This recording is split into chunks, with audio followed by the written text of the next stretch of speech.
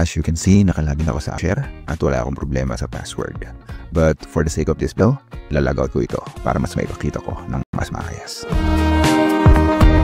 Kabayan, para sa tuloy-tuloy na proseso ay kailangan natin ihanda ang iyong ICAMA number, cellphone number na nakalink sa ABSHI mo, at ang iyong passport number. Gagamitin po ang mga ito for verification to make sure na kayo po ang lehitimong nagmamay-ari ng account na papalitan ng password. Ngayon ay nakalagout na tayo.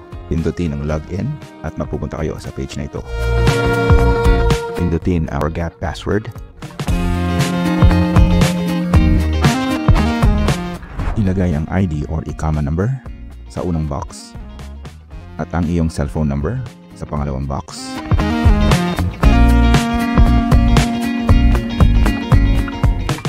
Pagkatapos ay ilagay ang email na ipinapakita sa picture sa ibaba ng mobile number.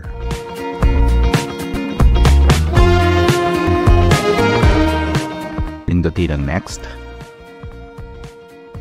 Pindutin ang select one sa ilalim ng question at piliin ang passport number. Pagkatapos ay ilagay ang passport number sa box sa ilalim ng answer.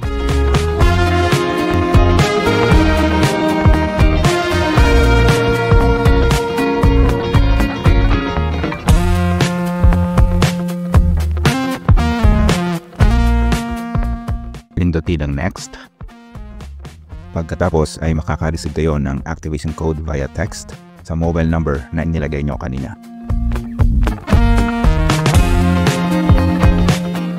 Ilagay ang activation code, then click OK. Ayun, oras na para mag-create ng panibagong password. Make sure po lamang na masusunod ang password policy para tuloy-tuloy ang proseso. Ang gagawin niyo po na password ay dapat combination ng malalaki at maliliit na letra.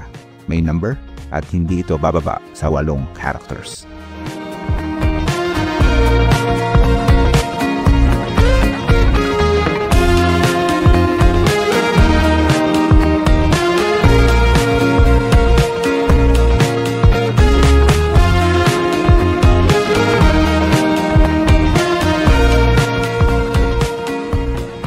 Kapag naka-green check na lahat ng password policy, ay pwede mo nang pindutin ang OK. Ayun, tapos na kabayan.